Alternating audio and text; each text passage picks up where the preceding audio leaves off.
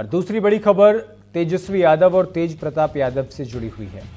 तेज प्रताप यादव का तंज सादा जीवन उच्च विचार, काले कुर्ते में महागठबंधन पर निशाना साधा और कहा, मैं सिर्फ सनीचर को काले कपड़े पहनता हूं। राजद से निष्कासित किए गए लालू प्रसाद यादव के बड़े बेटे तेज प्रताप यादव एक बार फिर अपने बयानों को लेकर चर्चा में हैं।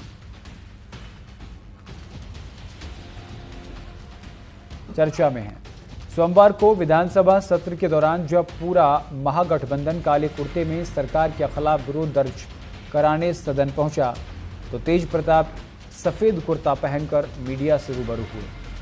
इस पर जब पत्रकारों ने उनसे सवाल पूछा कि आप क्यों उजले कुर्ते यानी सफेद कुर्ते में हैं जब पूरा गठबंधन काले कपड़े में विरोध जता रहा है, तो तेज प्रताप यादव ने अपने चिर परिचित अंदाज में कहा, सादा जीवन उच्च विचार, मैं सिर्फ सनीचर को काला कुर्ता पहनता हूं। तेज प्रताप ने इशारों में महागठबंधन के काले कुर्ते के विरोध पर भी सवाल खड़ा कर दिया। उनसे पूछा गया कि क्या वे खुद भी सरकार के खिलाफ विरोध में शामिल हैं। इस पर उन्होंने कहा, विरोध तो हो ही रहा है, सरकार काम नहीं कर रही है, इसीलिए विरोध हो रहा है। तेज प्रताप ने नीतीश सरकार पर निशाना साधते हुए कहा कि बिहार की जनता खुद देख रही है कि किस तरह विकास कार्य ठप है। तेज प्रताप यादव से आगे की सियासी रणनीति पर सवाल पूछा गया कि वे अगला चुनाव कहां से लड़ेंगे, तो उन्होंने कोई पत्ता नहीं खोला, उन्होंने कोई बात नहीं कही। उन्होंने कहा, जब समय आएगा तो सबको बता दिया जाएगा। वहीं सदन के अंदर रहकर आवाज उठाने के सवाल पर तेज प्रताप यादव ने कहा, आवाज तो बुलंद हो रही है, चाहे अंदर रहे या बाहर, जनता की आवाज हर हाल में उठती रहेगी। गौरतलब है कि तेज प्रताप यादव इन दिनों पार्टी से निष्कासित के बाद भी लगातार बयान देकर सियासी हलचल बनाए हुए हैं। कभी महागठबंधन की बैठक से दूरी बनाकर तो कभी सीधे सीधे अपनी ही पार्टी के नेताओं पर तंज कसकर तेज प्रताप यादव ये संकेत दे रहे हैं कि वे जल्द ही अपनी अलग राह चुन सकते हैं। अब देखना दिलचस्प होगा कि तेज प्रताप का अगला सियासी कदम क्या होगा।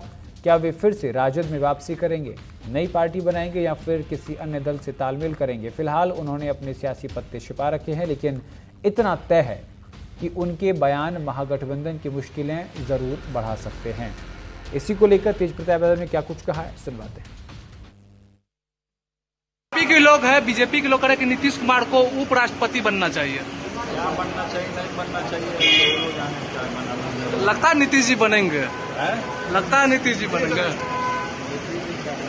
विरोध में शामिल हैं आप? जो विरोध विपक्ष का विरोध है, विपक्ष के सभी विधायक आज विरोध कर रहे हैं, काला कपड़ा पहन करके आ रहे हैं।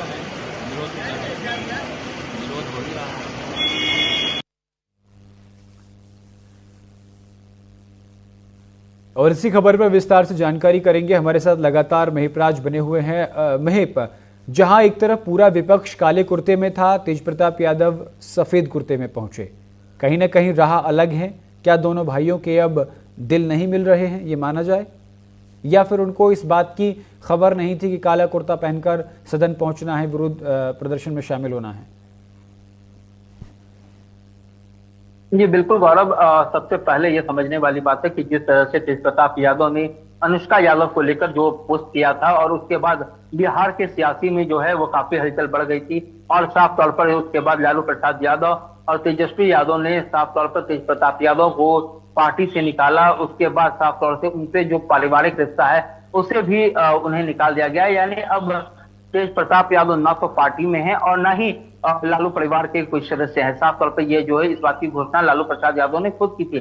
उसके बाद अब देखिए जिस तरह से आज बिहार विधानसभा का मानसून सत्र का दूसरा दिन था और लगातार देख रहे हैं एसआईआर के मामले को लेकर जो विपक्षी दल है वह काले कपड़े में, कल भी देखा जाए तो भाकपा माले के लोग थे, वामपंथी दल के लोग थे, वो काले कपड़े में आते हैं। आज भी जो समूचा विपक्ष क्या समझा जाए बिहार में, क्या समझा जाए बिहार में दोनों भाइयों की राह अब जुदा हो चुकी हैं। क्या तेज प्रताप निर्दलीय चुनाव लड़ेंगे या सिर्फ बाहर से समर्थन करके चुनाव नहीं लड़ेंगे? एक लाइन में जवाब। ये बिल्कुल गौरव, दोनों कल तक ये अपने आप को कृष्ण बताया करते थे और अपने छोटे भाई को अर्जुन बताया करते थे। अब दोनों भाइयों की जो राह है वो बिल्कुल अलग हो गई है और साफ तौर पर कहा जाए कि तेज प्रताप यादव ने ऐलान कर दिया है कि वह बिहार विधानसभा चुनाव लड़ेंगे, लेकिन जब वो पार्टी में नहीं है तो वो पार्टी से कैसे, यानी वो अपनी अलग पार्टी बनाकर अपना अलग रणनीति तय करेंगे।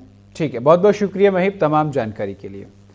तो फिलहाल के लिए मेरे साथ इस कार्यक्रम में इतना ही। देश दुनिया की तमाम बड़ी और अहम खबरों के लिए देखते रहिए न्यूज़ इंडिया। नमस्कार।